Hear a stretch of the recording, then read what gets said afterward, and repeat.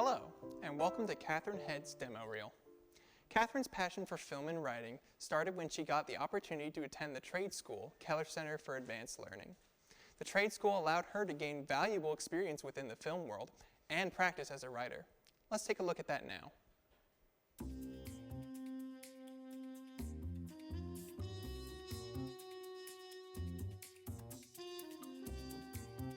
Welcome to the annual Texas Hold'em Tournament. Please welcome our two finalists.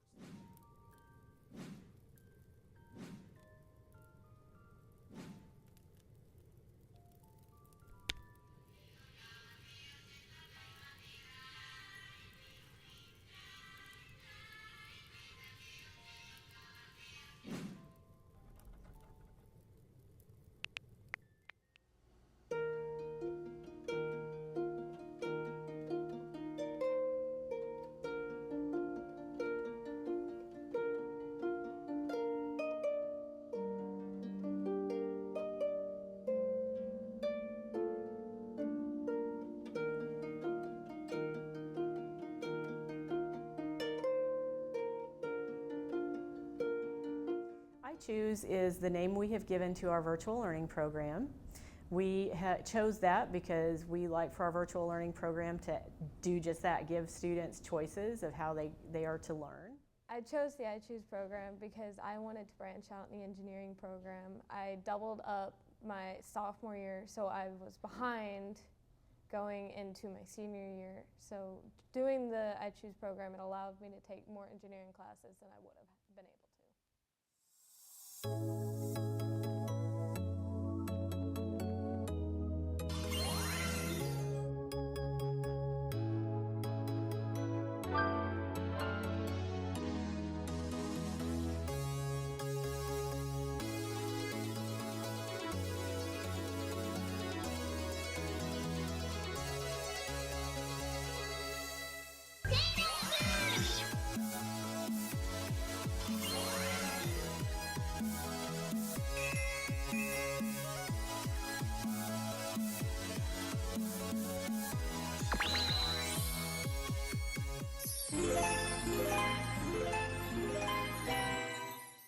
This quarantine is going to last a little longer than expected, so get creative and cross off your quarantine bucket list. Let's do this. Flower. Is this flower?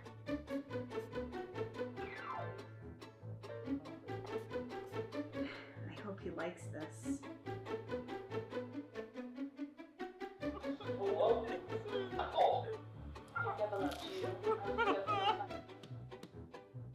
Hi, Grandma. This is Zoom. Can you see me? It's getting to a better consistency. It's like pancake batter.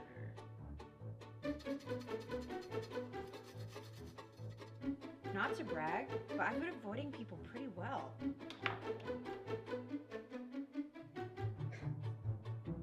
I think quarantine was a success.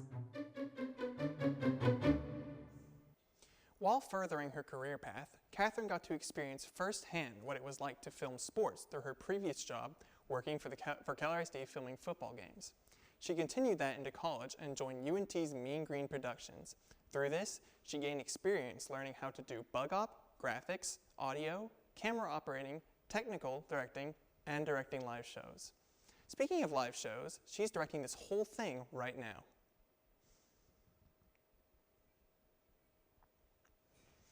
Katherine has also had the opportunity to be an intern at Grace Point Media, which has allowed her to see real-life interactions between clientele and what goes into a real production. Let's take a look at some of the things she was able to be involved with.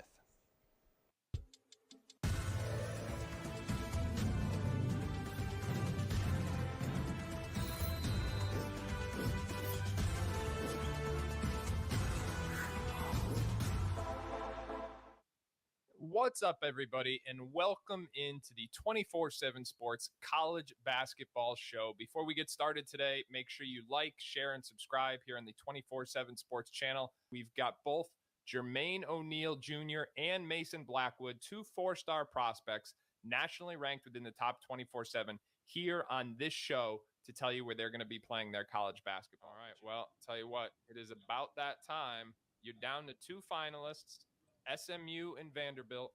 Where are you going to be playing your college basketball? I'll be committing to SMU.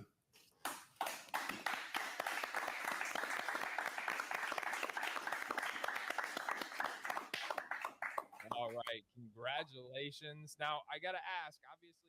Welcome back again to City Talk. I'm so excited every time we come into this wonderful program.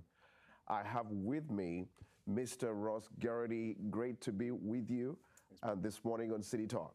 Thank you, Michael. It's great to be here. We've anticipated this event for quite some time, and it's so good to be here today. Asking that for a lot of years. When I came back from Uganda, it was very, very clear to me. Yes. And so we are pushing very hard right now. We are raising capital. We Yes. want to get back. Yes. As you said, I'm humbled to go meet with President Museveni. Yes. I know he's a farmer himself. Oh, yes, he is. So he's going to, I know our discussion is going to be very much around farming and what we're talking about here today. We as I said at the outset of this interview, Michael, I mean, globalization of what we have as a product is my top goal. I mean, so this is a disruptive product. Yes. Technology in the year 2000 was disruptive.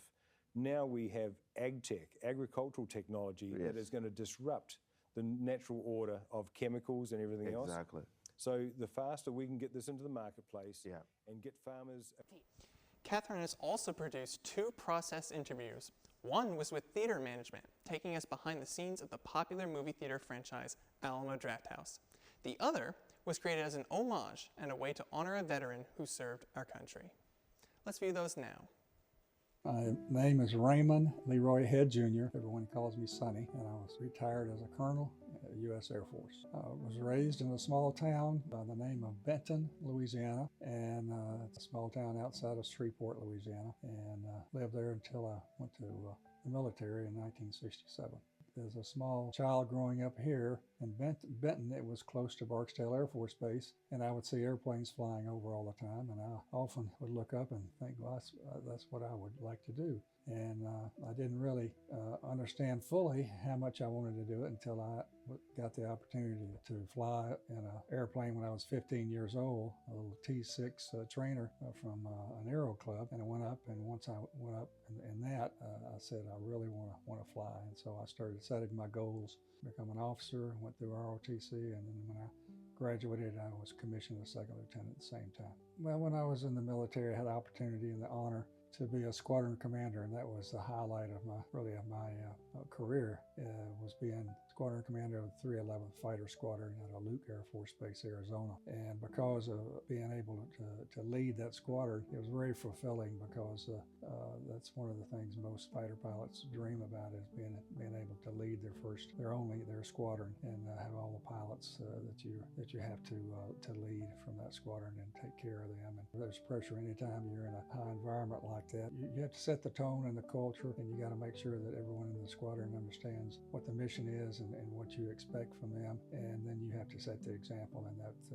was something that I strived really hard to do, was be the example that they needed to look up to and to follow, to be the senior leader of their organization. The Legion of Merit award I got when I retired from being a fighter group commander. And then I have the Distinguished Flying Cross, and I've got 8 air medals and meritorious service medals and things like that. And it just goes on down the list. So I was honored to have those medals given to me for different actions and different things that I did.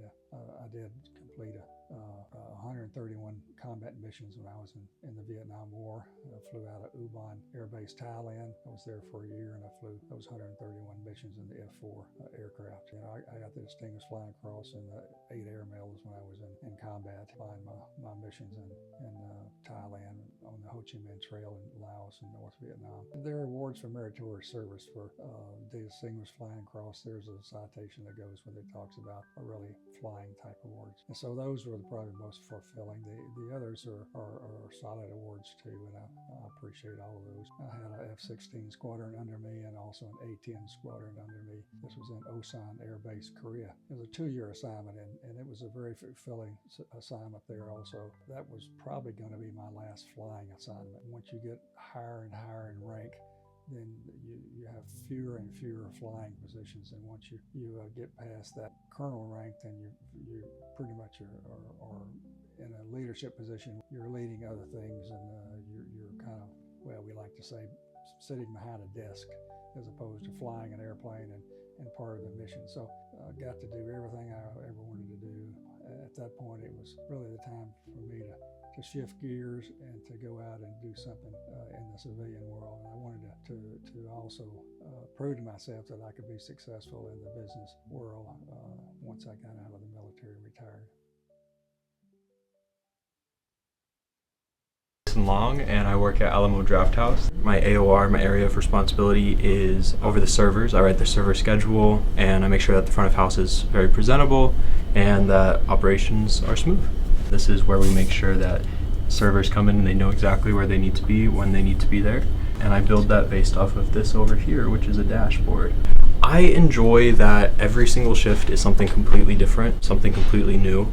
You never really know what you're walking into. Sometimes that's stressful, but I think it's really fun. I also like the perks. I get to watch free movies. I know how to run the projectors, so I can put on my favorite movies on the big screen for a private show of one. Like, who else can do that, you know?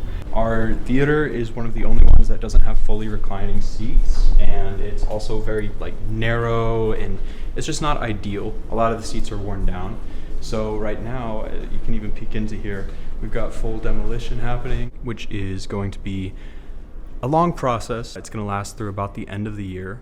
We're gonna lose about 10% of our chairs across the board, but that's fine. We don't get too much business. We don't fill up all the way. It'll actually make it more tailored to the area. We have to deal with a lot of funny little quirks. We have this really long stairwell, and so every time that someone runs what's called a triangle, which is where they take food from the kitchen to the theater, greet guests, go back to the kitchen, you know, it kind of creates a triangle shape. There's the added element of stairs, which is building specific as well, because normally you're just going from the kitchen to your theater and then upstairs. Here, you have to go down, especially if you're going to 3, 5, or 7, and it adds a lot to it. It's a lot of work. Imagine you're carrying a full drink tray, you know, of tall drinks. The tray weighs like 30, 35 pounds. Out here in front of you, going down. Order down! So that's an example of calling your corners, especially in a place like this. Any restaurant you want to say behind, corner, etc., right? But especially here, because we have so many corners and we're moving up and down and we're doing it very, very quickly. There's actually a competition corporate-wide for all of these decorations, and whoever has like the best lobby wins. So we took a bunch of really nice pictures and we put in a lot of extra off-the-clock, you know, hours to make sure that it looks nice. By the end of the year, we're gonna have all new seats, recliners. It's gonna be really nice. We may have buttons eventually. I'm really excited about that. All of our front-facing things are gonna be really, really beautiful. If you wanna rent out a theater, this is the best place to do that, because we have the most personal theaters and the most affordable options. And we also have the best service. No other theater is running through the same repertory content as we are, not just the classics, but also international films. You know, we highlight a lot of films that don't get broad distribution throughout the area, throughout the region, throughout the nation, honestly. And I really enjoy that about this job, is if you love film, you know that Alamo is the place to watch those films. Thank you for watching Katherine Head's demo reel. If you would like to reach out to Katherine, her contact information is on screen now.